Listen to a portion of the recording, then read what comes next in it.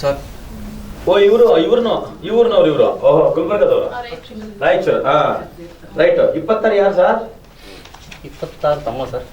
4 ನೀವು 4/6/71 3 ಗಂಟೆ 34 ನಿಮಿಷ. ಅಂದ್ರೆ ಇದು 3ನೇ ತಾರೀಕು ನೈಟ್ 4ನೇ ತಾರೀಕು ಬೆಳಗ್ಗೆನಾ?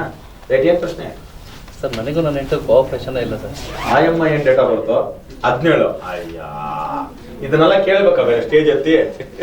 4ನೇ ತಾರೀಕು 8ನೇ ತಾರೀಕು ಮದ್ವೆ ಮಾಡ್ಕೊಂಡ್ಬಿಟ್ಟು ಇಲ್ಲಿ ಕೇಳ್ಕೊಂಡು ಕೂತೈತೆ. ಮುಂಚಿನ ಮದ್ವೆ ಮಾಡ್ಕೊಂಡು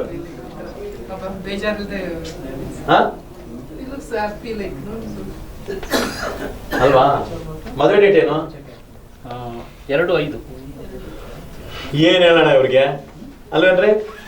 4/8 ಮೊದ್ಲೇ ಆಪೋಸಿಟ್. ಮದ್ವೆ ಆಗಿರೋದು ಬೇಡ 2 ಮರುಮಂದನೆ ಮಾಡ್ತೀನಿ ಸರ್. ನಾನು ಇವತ್ತು ಏನಕ್ಕೆ ಇದನ್ನ ಇಷ್ಟೊಂದು ಕಷ್ಟ ಆದ್ರೂ ಮಾಡ್ತೀನಿ ಅಂದ್ರೆ ರಿಲೇಶನ್ಶಿಪ್ಪೇ ಗೊತ್ತಿಲ್ಲದೆ ಯಾವ ಹುಡುಗಿ ನೋಡಿದ್ರೆ ಎಲ್ರಿಗೂ ಅಟ್ರಾಕ್ಷನ್ ರೀ. ಇಲ್ಲ ಸರ್, ನಾನು ಒಂದು 25 ಹುಡುಗಿ ನೋಡಿ ಸಾಕಾಗಿ ಅದು ಆಗೋಯ್ತು. ಅವಳು ಒಂದು 2 ವರ್ಷ ಅವ್ರ ಅಪ್ಪನ ಮನೇಲಿದ್ರು. ನೋಡಿದ್ರ ಯಾವ ಗುರುಜಿ ಸರ್? ಯಾವತ್ತು ಏನ್ ಗೊತ್ತಾ, ಶಾಸ್ತ್ರ ಹೆಂಗೆ ಅಂದ್ರೆ ಬೆಂಕಿ ತರ. ಗುರುಜಿ ಅಂದ್ರು ಸುಡಬೇಕು, ಆರ್ಡಿನರಿ ಅಂದ್ರು ಸುಡಬೇಕು. ಇಲ್ಲ ಅಂದ್ರೆ ಅದು ಬೆಂಕಿ ಅಲ್ಲ. ನಿಜ ತಾನೆ? ಇವತ್ತೇನಕ್ಕೆ ನಾನು ಇಷ್ಟೆಲ್ಲ ಹೇಳ್ಕೊಂತೀನಿ ಅಂದ್ರೆ ನನ್ನ ವೀಕ್ನೆಸ್ ಅಂತಲ್ಲ ಸರ್ ಇದು. It is fact. It's not my weakness, it is fact ಅಲ್ವಾ? ಫ್ಯಾಕ್ಟ್ ಹೇಳ್ಕೊಂಡಿರ್ತಾನೆ ಸರ್ ನಾಳೆ ಗೊತ್ತಾಗೋದು. ನನ್ನ ವೀಕ್ನೆಸ್ ಅಂತ ನಾನು ಸುಮ್ಮನೆ ಆಗ್ಬಿಟ್ಟೆ ಅಂದ್ರೆ ಆಗಲ್ಲ ಅಂತ. ಮರುಮಾಂದನೆಗೆ ಹೆಂಗಾದ್ರು ಒಪ್ಸಿ ಬನ್ನಿ ಸರ್. ಮಗನ ಮಗಳ ಇದು 38 ಮಗ. ಆಮೇಲೆ ಇವ್ರ ಪ್ರಕಾರನೇ ನೀವು ಗೆದ್ದಿರೋದು. ಸೂರ್ಯ ಸ್ವಂತ ಮನೆ, ಆಮೇಲೆ ಚಂದ್ರ ಇಲ್ಲಿ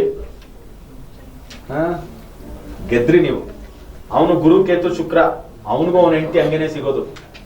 ಯಾಕೆ ಹೇಳಿ? ಗುರು ಕೇತು, ಗುರು ಶುಕ್ರ ಕೇತು ಇವನಿಗಿಲ್ಲಿ. ನೀವು ಇವಾಗ ತಾನೆ ಆಯಮ್ಮನಿಗೆ ಹೇಳಿ ಕಳ್ಸಿದ್ರಿ, ತಾಯಿಯಂತೆ ಮಗಳು, ನೂಲಂತೆ ಸೀರೆ, ಅಪ್ಪನಂತೆ ಪ್ಯಾಂಟ್ ಶರ್ಟು. ಅಲ್ಲಿ ನಾವೇನ್ ಹೇಳಿದ್ವಿ? ಅಪ್ಪನಂತೆ ತಾಯಿಯಂತೆ ಮಗಳು, ನೂಲಂತೆ ಸೀರೆ ಅಂದ್ವಿ. ಅಪ್ಪನಂತೆ ಮಗ, ಮಗನಂತೆ ಪಂಚೆ, ನೂಲಿನಂತೆ ಪಂಚೆ. ನಿಮ್ ಮಗನ್ಗು ನಿಮ್ ತರನೇ ಸಿಗೋದು. ಅವಾಗ ನೀವು ಎಚ್ಚೆತ್ಕೊಂಡಿದ್ದೀರಾ. ಇವಾಗ SVJ ಓದಿ ಲವ್ 3ನೇ ನಂಬರ್ ನೀನು, 9ನೇ ನಂಬರ್ ನಿನ್ ಸೂಟಬಲ್ಲೆ ಬಟ್ ಬಜಾರಿ. 1ನೇ ನಂಬರ್ ಸೂಟಬಲ್ಲೆ ಜೋರ್ ಮಾಡ್ಬಿಡ್ತಾಳೆ. ನೀನೇನ್ ಮಾಡಾಗ 3ನೇ ನಂಬರ್ನೇ ಕಟ್ಕೋ. ನನಗೊಂದ್ ಸ್ವಲ್ಪ ಸುಮಾರಾದ್ರೂ ಪರವಾಗಿಲ್ಲ. ನಿಜ ತಾನೆ? ನನಗ್ ಸೊಸೆ ಏನ್ ಕಾಪಿ ಕೊಡೋದ್ ಬೇಕಾಗಿಲ್ಲಪ್ಪ, ನನ್ನ ಹೆಂಡತಿಗೂ ಕೊಡೋದ್ ಬೇಕಾಗಿಲ್ಲ. ನೀನಾದ್ರೂ ನೆಮ್ಮದಿಯಾಗಿರೋ ಅಂತ ಹೇಳಿ 3ನೇ ನಂಬರ್ನೇ ಸೇರ್ಸಿಟ್ಬಿಟ್ಟು ನೆಮ್ಮದಿಯಾಗಿರಿ. ಇನ್ನೊಂದು ಇಶ್ಯೂ ಮಾಡೋಕು ಅಂತ ಪ್ರಯತ್ನ ಮಾಡ್ತೀವಿ, ಅದಾದ್ರೇನೆ ಗೆಲ್ಲೋದು ನೀವು. ಅಲ್ಲ, ಆಲ್ರೆಡಿ ಇವ್ರ ಪ್ರಕಾರನೇ ಗೆದ್ಬಿಟ್ರಿ ನೀವು. ಇನ್ನೊಂದು ಇಶ್ಯೂ ಮಾಡ್ಕೊಂಡ್ರೆ ಇನ್ನೂ ಒಳ್ಳೇದೇ. ಹೆಣ್ಮಗು ಆಗ್ಬೇಕದು. ಆಪೋಸಿಟ್ ನಂಬರ್ಗೆ ಹೆಣ್ಮಕ್ಳು ಇದ್ರೇನೆ ಒಳ್ಳೇದು. ಓಕೆನಾ? ಅದರಿಂದ ಗೆಲ್ಲೋದು. ಇವ್ನು ಒಳ್ಳೆ ಡಾಕ್ಟರ್ ಆಗ್ಬೋದು. ನಾನು ಅವನಿಗೆ ಒಳ್ಳೆ IAS ಆಫೀಸರ್ ಮಾಡಬೇಕು. ₹1 ಲಂಚ ತಿಂದು ಆ ತರ ಮಾಡಬೇಕು. ಒಂದು ಡಾಕ್ಟರ್ ಮಾಡ್ಬೇಕಲ್ಲ, IAS ಆಫೀಸರ್ ಮಾಡ್ಬೇಕು. ಯಾಕಂದ್ರೆ ಸೂರ್ಯ ಇರೋದ್ರಿಂದ IAS, ಗುರು ಶುಕ್ರ ಕೇತು ಇರೋದ್ರಿಂದ ಡಾಕ್ಟರ್. ಅಂದ್ರೆ ಲೀಗಲ್ ಕ್ಲೀನ್ ಆಗಿರ್ಬೇಕು ಅಂತ. ಜಡ್ಜ್ ಆಗ್ಬೋದು. ಯಾಕಂದ್ರೆ ಲಾಯರ್ ಅಂದ್ರೆ ಸುಳ್ಳು ಹೇಳ್ಬೇಕಾಗುತ್ತೆ. ಜಡ್ಜ್ ಅಂದ್ರೆ ಲಾಯರ್ ಮಾಡಕ್ ಬಿಡಲ್ಲ ಅವನಿಗೆ.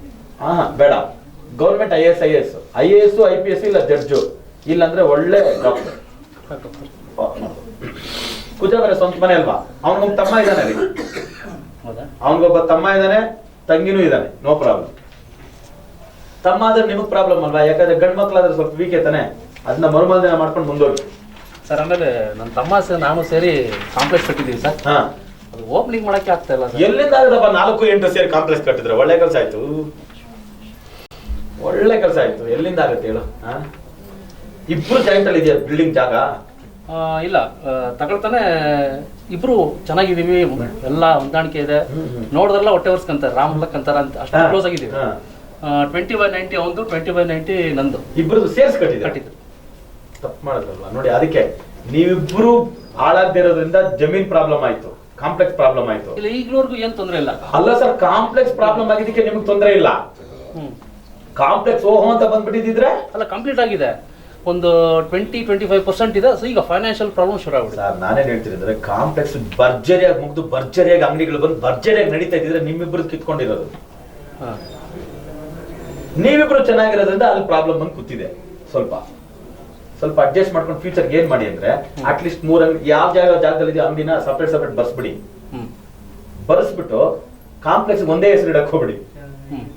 ಒಂದು ಕಾಮನ್ ಹೆಸರು ಇಟ್ಬಿಡಿ. ಅರ್ಥ ಆಯ್ತಾ?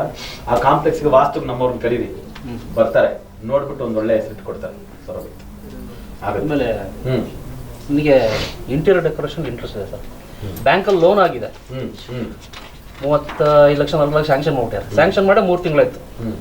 ಈ ಕನ್ಫ್ಯೂಷನ್, ಇಂಟೀರಿಯರ್ ಡೆಕೋರೇಷನ್ ರೆಡಿ ಮಾಡಿ ಬಿಸ್ನೆಸ್ ಆಗಲ್ಲ ತಾನೆ, ಯಾವತ್ತೇ ಆಗ್ಲಿ 2-3 ಮಾಡ್ಬೇಕು ತಾನೆ. ಈಗ ಅದಕ್ಕೆ ಅಲ್ವಾ. ಆಮೇಲೆ ಶುಕ್ರ ಬೇರೆ ಕುಜನ್ ಮನೇಲಿ ಇದ್ದಾನೆ. ಕುಜ ಅಂದ್ರೆ ಇದೆಲ್ಲ ಇದು ತಾನೆ.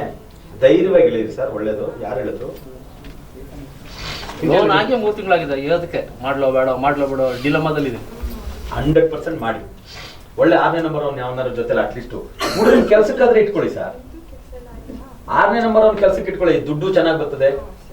1ನೇ ನಂಬರ್ ಅವ್ನ ಇಟ್ಕೊಳ್ಳಿ, ಸ್ವಲ್ಪ ಮ್ಯಾನೇಜ್ ಮಾಡ್ತಾನೆ ಚೆನ್ನಾಗಿ. ಕೆಲಸದವ್ರನ್ನ ಇಟ್ಕೊಳ್ಳಿ, ಪಾರ್ಟ್ನರ್ ಬೇಡ ಸರ್. ಆಮೇಲೆ ಕೆಲಸದವ್ರು ಸಖತ್ ಪ್ರಾಬ್ಲಮ್ ಸರ್ ನನಗೆ. 6ನೇ ನಂಬರ್ ಅವ್ನ ಇಟ್ಕೊಂಡ್ರೆ ₹1-2 ಅವ್ನು ತಿಂದ್ರು ಕೂಡ ನಿಮ್ಗೆ ಒಳ್ಳೇದಾಗುತ್ತೆ. 1ನೇ ನಂಬರ್ ಅವ್ನ ಇಟ್ಕೊಂಡ್ರೆ ಅಡ್ಮಿನಿಸ್ಟ್ರೇಷನ್ ಮಾಡ್ತಾನೆ. ಪಾರ್ಟ್ನರ್ ಆಗಿ ಹಾಕೊಂಡು ಹಾಳಾಗಬೇಕಾದ ಅವಶ್ಯಕತೆ ಇಲ್ಲ ಅಲ್ವಾ. ಈ ಪಾರ್ಟ್ನರ್ಶಿಪ್ ಅಲ್ಲಿ ತಗೊಳ್ಳೋದೇ ಬೇಡವಾ ಅಥವಾ ಒಂದು ಅದೇ 6ನೇ ನಂಬರ್ ಒಳ್ಳೆ ಸ್ನೇಹಿತ ಇದ್ರೆ ಇಟ್ಕೊಳ್ಳಿ. 1ನೇ ನಂಬರ್ ಒಳ್ಳೆ ಸ್ನೇಹಿತ ಇದ್ರೆ ಇಟ್ಕೊಳ್ಳಿ. 7ನೇ ನಂಬರ್ ಇದ್ರೆ ಇಟ್ಕೊಳ್ಳಿ. ಮಾಡಿ. Thank you sir. ಒಳ್ಳೇದು ಸರ್. ಒಂದು ವಿಚಾರ ಹೇಳ್ಬೇಕು. ಹೇಳಿ. ನಿಮ್ಮ ಕಾಲಿಗೆ ನಮಸ್ಕಾರ ಮಾಡಬೇಕು. ಏನ್ರಿ ಇದು? ದೇವ್ರು ಚೆನ್ನಾಗಿಟ್ಟಿಲ್ರಿ, ಒಳ್ಳೆ ಆಯುಷ್ಯ ಅಷ್ಟೇ ಚೆನ್ನಾಗಿ ನಿಮ್ಗೆ ಇಷ್ಟ ತಾನೇ ಇರಲಿ. ಒಳ್ಳೇದು.